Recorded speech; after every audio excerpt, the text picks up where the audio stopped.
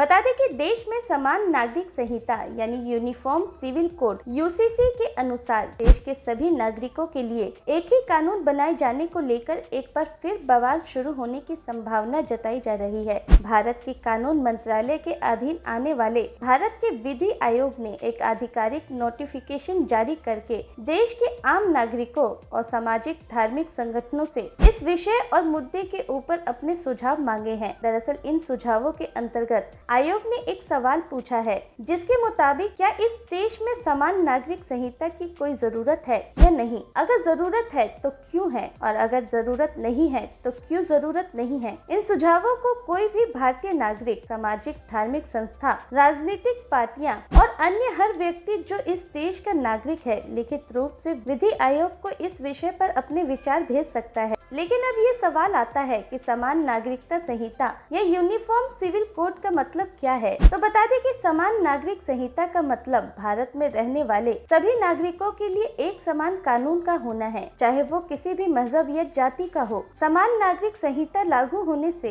हर मजहब के लिए एक जैसा कानून आ जाएगा। मौजूदा वक्त में देश में हर धर्म के लोग शादी, तलाक, जायदाद का बंटवारा और बच्चों को गोद लेने जैसे मामलों का निपटारा अपने पर्सनल लॉ के हिसाब से करते हैं। मुस्लिम, ईसाई और पारसी का पर्सनल लॉ है, जबकि हिंदू सिविल लॉ के तहत हिंदू, सिख, जैन और बौद्ध आते हैं। वहीं संविधान में समान नागरिक संहिता को लागू करना अनुच्छेद 44 के तहत राज्य की जिम्मेदारी बताया गया है, लेकिन ये आज तक देश में लागू नहीं हो पाया है। बता दें कि भारत के संविधान के अनुच्छेद 44 के अनुसार राज्य के नीति निर्देशक सिद्धांतों के अधीन ये बात कही गई है कि राज्य को ये अधिकार है कि वह देश के नागरिकों के लिए एक समान नागरिक संहिता बनाए और उसको लागू करने के लिए हर संभव प्रयास करें। हालांकि यूसीसी के खिलाफ देश के कई नागरिकों ने सुप्रीम कोर्ट का भी रुख किया है, लेकिन उनसे कहा गया है कि देश में कानून बनाए जाने का अधिकार देश की संसद के पास है और वह इस प्रक्रिया में हस्तक्षेप नहीं कर सकते हैं। दरअसल बता दें कि समान नागरिक संहिता का विरोध करने वालों का कहना है कि अगर सबके लिए समान कानून कर दिया गया तो उनके अधिकारों का हनन होगा। मुसलमानों को 3 शादियां करने का अधिकार नहीं रहेगा, अपनी बीवी को तलाक देने का हक नहीं होगा, वे अपनी शरीयत के हिसाब से जायदाद का बंटवारा नहीं कर सकेंगे। वहीं समान नागरिक संहिता के समर्थन करने वालों का कहना है कि अलग अलग धर्मों के लिए अलग अलग कानून से न्यायपालिका पर बोझ पड़ता है। समान नागरिक संहिता लागू होने से न्यायपालिका में लंबित मामले आसानी से सुलझाए जा सकेंगे।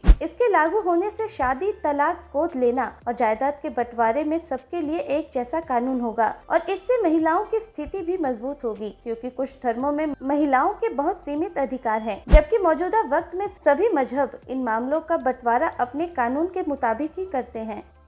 हमारी इस वीडियो पर आप भी अपनी राय हमें कमेंट कर जरूर बताएं। साथ ही वीडियो पसंद आए तो इसे लाइक करना न भूलें और ऐसे ही देश और दुनिया से जुड़ी जानकारी जानने के लिए आज ही INN डिजिटल मीडिया को सब्सक्राइब जरूर कर लें।